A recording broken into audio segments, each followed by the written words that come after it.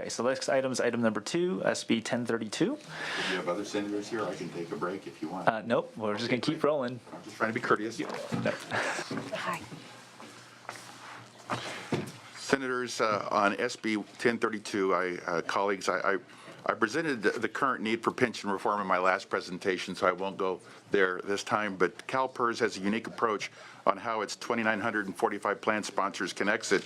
It charges an exit fee, even though they don't call it a fee, but they do call it a fee, that basically fully funds the plan, the employer's plan, and then requires it in short order, very short time period. Plan sponsors have a legal requirement to meet its fiduciary obligations to its employees and retirees. This doesn't change anything, but should it seek an alternative route to meet those requirements, it discovers it is in Hotel California. You can check into CalPERS anytime, but you can never leave. Colleagues, this approach is wrong on so many levels, and it is creating awkward dilemmas for a number of retirees like those in the city of Loyalton. Loyalton is pioneering a new trail, and SB 1032 is simply making a common sense approach accessible. My old friends at the Orange County Employees Association provide an interesting opposition argument, but they advocated leaving the Orange County Employees Retirement System some 2 decades ago to seek an alternative pension administrator. Good financial management dictates fair and appropriate alternatives, and the terminating agency pool is neither. Recently, 4 cities contacted CalPERS regarding exiting. The response, CalPERS gave them an amount that exceeded their annual budget for 3 of them. Colleagues, let's communicate to CalPERS that its current exit plan is in need of an improvement, and I respectfully ask for an aye vote. Okay, witness and support. Yeah, I'm Marcia Fritz. I was a former member of the Governmental Accounting Standards Board Task Force for Pension Benefit Accounting and Reporting. I'm considered a national expert in this area. This bill is pro-labor. A lot of people are confused on what this termination pool is all about, and I read the arguments against it. They really don't understand the nuances of it, and I won't go into it too detailed. The law currently makes it impossible for agencies to avoid benefit cuts. None of them want to cut benefits or freeze their plan unless they're in severe fiscal situations, close to insolvency. And many of the agencies that might become in this position, the only reason they're approaching insolvency is because of their pension costs. Laws should make it easier for these agencies to satisfy their obligations to their workers, not make it harder. Currently, the termination pool and its policies are making it harder for these agencies on the brink of insolvency to satisfy their obligations. I really feel, and I'm not an attorney, but I've looked at the termination clause for a number of years, ever since the Stockton bankruptcy. And the judge looked at it as well. We had a witness from CalPERS explain it in the bankruptcy proceedings. And the judge pretty much said, your termination policy is nuts. And I really feel if this clause were challenged in court, it would be considered unenforceable. Agencies that got into these benefit increases retroactively using CalPERS reports, there was misrepresentation and non-disclosures. There's unconscionable rate of return assumptions that are used for agencies that want to terminate with CalPERS. It makes it impossible for them to get away. So what you've got are these agencies are on the brink that even if they've contracted with their employees to freeze their benefits or modify their benefits, and they have to leave CalPERS, because sometimes if you modify your benefit and it's not a modification that CalPERS is able to administer, CalPERS says you got to get out. And maybe they do have to leave and go to a different agency to manage their pension funds, manage their assets, like the city of Capistrano Beach. They've got their own pension administration. There's all kinds of different places you can go to get your new pension formula administered without having CalPERS. But CalPERS has this, in my opinion, an unconscionable requirement on terminating by using a risk-free rate of return and locking you into them. There's nothing in this bill that would change the fact that the benefits would be paid by the agency that is making the promises to the employees. This bill makes it easier for agencies to terminate with CalPERS and satisfy the obligations to their retirees and their employees. What we've got right now is if they're forced to terminate under CalPERS' current rules, they can't satisfy the obligations. I'm looking that we're not going to hopefully have any agencies need to terminate, but if we do, we want to make sure that their benefits are paid to the best of the ability, not the worst like we have right now. Thank you. Any other witnesses in support? Good afternoon. Kira Ross on behalf of the City of San Marcos in support again. Okay. All right. Okay, seeing no other witness support. Witnesses in opposition?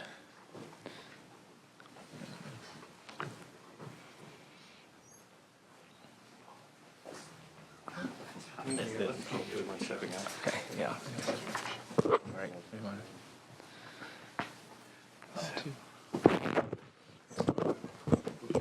Mr. Chairman and members, Jai Suprasad with the California School Employees Association. And I have to start with an apology to the author. We are not listed in the analysis, and it may be our failure to send a letter, and we never like to surprise an author at the hearing itself. But we are in opposition to this proposal, namely because, as we understand it, agency can leave, have left, and this is about ensuring the actual cost of leaving is recouped somehow. And so we're kind of bewildered of why this is necessary. We get that it's expensive, but that's the point of having the actual cost be covered. If it's good to get in, getting out may be difficult. And so we would urge a no vote on this bill. Thank you. Mr. Chairman, Senators, Terry Brennan on behalf of SEIU California. Let me start by just saying I agree with Senator Morlock, write this down, that the CalPERS exit program is cumbersome. It is expensive. It does rely on an agency coming up with a lot of money up front. The reason for that is to make sure there's money there to pay the benefits long term. You're closing out new employees and the program to future employees. And they want to ensure you have the actuarial amount to pay those benefits long term. Now, could that be negotiated in a different way, in a different manner than the TAP program? I believe that's a conversation the Senator and I and CalPERS could have in the future. But eliminating the TAP program and allowing them to cut and run with their funds and invest them with a private entity is absolutely the wrong way to ensure these benefits will be available for my members long term. And for that reason, we oppose the bill. Other witnesses in opposition? Mr. Chair, Ryan Sherman with the Riverside Sheriff Association, also in opposition. Thank you. Mr. Chairman, members, Ted Toppin for the California State Retirees, strongly opposed. This is about giving employers an invitation to pull the rug out from underneath their employees and stiff them in retirement. A pension is a promise that should be kept. It is part of the agreement when you come to work for the state of California or any other public agency. The notion that you're going to allow employers out of that commitment to their employees, it's unconscionable and it's frankly unethical. Urge a no vote. Yeah, Mr. Chairman, members, California Association, Aaron Reed, representing California Association Highway Patrolman, CAL FIRE Local 2881, CAPS, the scientists, Orange County Employees and Retired Public Employees Association. I don't know that we really revisit what we did with PEPR in 2012.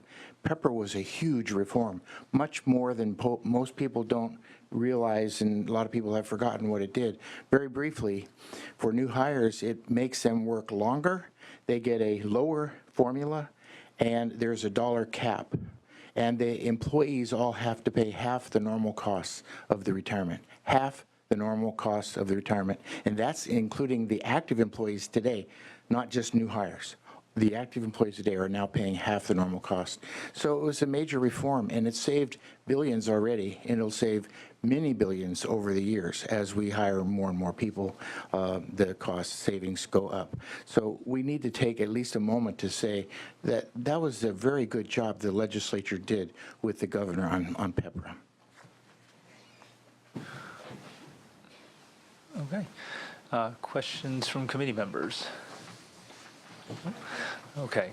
So one of the questions, issues that's been posed is that what assurances do we have with this bill that employees who transfer over will actually get their retirement? And so what assurances are we putting in place to say that, well, if that the employer, who in this case are public entities, need to pony up and not abandon their retirees or employees when they become retirees? I think that's the best question to ask, Mr. Chair. We're talking about intentions here. We're not talking about allowing anyone to cut and run or pull the rug. That's far from what we're trying to even talk about. A promise is a promise, and these beneficiaries should get their retirement benefits. It's a liability that the municipality has incurred. It cannot avoid it. It cannot leave it. It cannot. So let's say Loyalton, that city has to pay its benefits to its employees. If it doesn't, it will be assessed. I mean, even homeowners would probably have some liability to expect, because that pension will be paid. So we're not talking at all about. So I'm sorry. Did I say something? Okay. So we want actual costs to be covered. So an employer, a municipality, has made their payments to CalPERS. They have earned investment income. They have paid benefits. They have a net cash amount. That's their funds. And if they want to move that to another investment company, they're still liable to pay the employees. So I don't see them going to shysters. I see them going to professional firms, Tia Craft or others. There's other, Fidelity, you name whoever they want to go to. But right now, they are prohibited from a cost standpoint to actually take care of their employees, to provide something a little more cost affordable. And so that's why we're trying to help out. I hope that answers your questions, but we want the retirees to get their benefits. We're not playing any games here. If I could add, please. Briefly. Yeah. Okay. There's nothing right now that ensures that those benefits are going to be paid other than the legal arm that CalPERS has. But CalPERS can't even extract payments out of the agency. If they literally don't have the money to pay, CalPERS says, okay, you go into the terminated pool, and CalPERS right now is obligated to reduce the benefits to the actuarial value of assets. And that actuarial value of assets is determined based on a 2% or very low rate of return.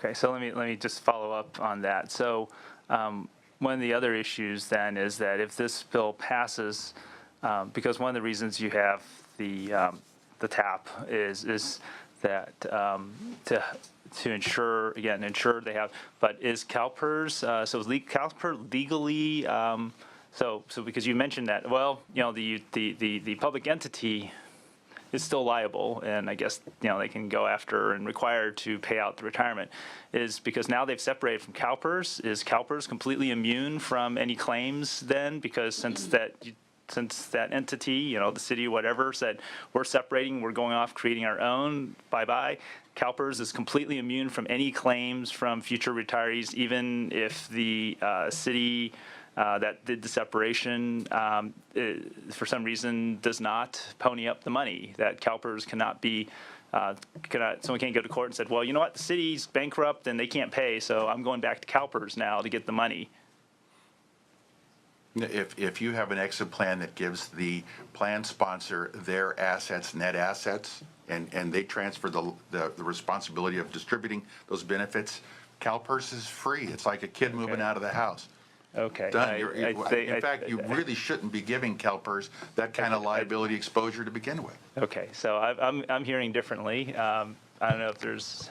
I think that would be a subject of litigation, and I think that what I hear you saying is that you would transfer the liability and the assets over to the employer, and the employer would be responsible, and there would be no no recourse for somebody who had a vested right to go back after the fund, and I think that is not a sure thing. And so I think that there is still the possibility that somebody can come and say, hey, made the transfer, we thought that our local employer was going to be able to like take the money and invest it better than you did. It didn't work out. We've got nothing. We're coming back after you. And, you know, I don't think that that's an appropriate policy. So, I would beg to differ. but I'm sorry, that's just my recommendation. Of course, you're the senator, and Let's just say you're a fiduciary, and you're taking care of Senator Pan's estate. And the estate decides to change fiduciaries, and you say, fine, here's all the assets, everything that's been under our control. It's all transferred now to the new fiduciary. You're done. You're done. Why would someone come back after you've completed your job and passed over the baton to the successor fiduciary? Well, yes. Okay, well, do you want me to answer? if you have a technical answer. Very quickly, it would be argued that the vested right also is linked to the administrator, the CalPERS, the trust that exists. So your attempt to change it, you might be able to do that prospectively, but you couldn't do it for the people that are already, which your bill seeks to do. You're trying to eliminate the TAP for everybody. And it's not clear to me that you could do that because part of the vested right is the right to have a trust fund like CalPERS protecting your interests. So actually, there isn't anyone from CalPERS here, is there? Actually, so, because instead of, I thought so I appreciate it. I know that. Certainly. Yeah, can you speak to, because to me, one of the issues will be, and I'll give also Senator Morlock an answer, is that, you know, part of the reason for the TAP is not only to assure that people get the retirement, but also to assure that we protect the other retirees in CalPERS so that people don't have a claim on the pool on separation. So this, of course, is a very important issue. So I don't know whether you could express anything in that regards. I realize it's not certain, but what the general legal risk or issues may rise from a situation where retirees, where the public entity that then separated doesn't meet their obligations for whatever reason, bankruptcy, whatever reason, or chooses not to, whatever. Scott Blackledge, representing CalPERS. I think I can only speak to this issue as it relates to the TAP and the purpose of the TAP, which is to immunize the rest of the fund from these liabilities that haven't been paid by the employer. And so, because CalPERS agrees to take on the liability associated with these benefits when an employer wants to terminate their contract, we put the assets and liabilities for their members' service in the TAP. We do charge a lower interest rate, and it's to immunize the rest of the portfolio. I can't speak to the provisions of the bill regarding what happens if an employer no longer is required to go into the TAP. What happens with the benefits? What happens with the liabilities? It's really between the employer and the employees, which have negotiated the benefits. So that's all I have. Okay, no, thank you. Thanks very much. Okay. Well, so I think my concern is that we don't create a situation where, of course, first of all, we're concerned about the employees themselves who are separate of the separated entity, being sure they get their retirement, because that was, you said there are probably some remedies to that in terms of their legal obligations there. But the other part, and I think I think CalPERS spoke to the purpose of the TAP was actually to also ensure that we protect the other retirees, because as I think we all share, we want to maintain a stable retirement pool. So part of it is that, and I think and as chair of this committee, I've been very firm about being sure that, other people say, well, look, you have a pot of money. It's like, no, it's that money is to be for the retirees who are in the system, and that we don't create liabilities on that pool for people, for retirees who are supposedly not part of the system anymore, because essentially that's drawing out from people who are in the system. So because of that, unfortunately, I do not feel comfortable enough, and that's not going to be the situation based on information I've received so far. Perhaps if the future, if you got PERS and worked with PERS or other experts and are able to, everyone says, no, that's not the case, I might be a little more comfortable, but fortunately I'm not comfortable at this point in time to be able to support the bill because of that reason. But I will ask my colleagues to see if we can get a courtesy motion if you wish to have the bill up for vote. And again, I will not be supporting it, but as a courtesy to my Senate colleague, I'll move the bill. Okay. All right. Do you wish to close? May I? I appreciate your professionalism and your concern. I am reminded of my life back in '94. There was a county treasurer in the state of Ohio for Cuyahoga County who was investing the county treasurer's pool. He was leveraging just like Orange County was. And ironically, the acronym for the pool was SAFE, S-A-F-E. But for some reason, they had inferred that everyone who invested would get their money back in total. Orange County, it filed for bankruptcy in October of '94. We filed under the same circumstances 2 months later. But we said, no, if you invest, you get whatever your percentage of the corpus is. You know, so it's not a money market fund. If it goes below $1, you get what's left. That's just the way it is, and everybody gets distributed evenly. So I think the phrase that Mr. Blackledge used is, and I wrote down, agrees to take on liabilities, and that's where I'm having my problem. CalPERS is assuming like they are acting as the mother of municipalities and saying, we will help you, but here's what you're going to have to do for us to help you. And at their worst moment in time, financially, they're being asked to cop up a massive amount of money, and CalPERS is trying to somehow assist them through this problem, and that's not the right solution. It's unconscionable, and some of the words that were used with regards to my bill, this has to be fixed because this state should not take on that liability. It should be providing a service, and when that service is no longer desired for whatever competitive reason or whatever, then CalPERS should be able to transfer that money over like a fiduciary to the next fiduciary, and that should be the exit. It shouldn't be a massive requirement to fund TAP. And so that's why I'm bringing it to you, Mr. Chair, and that's why I appreciate your patience with me, because you've been very kind, and I respectfully ask for an aye vote. Anyway. Well, no, thank you. I'll get one. Thank you, Senator Morlock. So with that, the motion, it's been moved by Senator Portantino. The motion is do pass referred to Senate Appropriations. Secretary, please call the roll. Penn? No. Penn, no. Morel? Leyva? No. Leyva, no. Morlock? Aye. Morlock, aye. Portantino? No. Portantino, no. Okay, unfortunately, the bill fails 1-3. I do wish reconsideration. Please. Okay, so we'll do a quick roll call on reconsideration. Secretary, please call the roll. Penn? Aye. Penn, aye. Morel? Leyva? Aye. Leyva, aye. Morlock? Morlock, aye. Portantino? Portantino, aye. 4-0 to grant reconsideration. Thank you.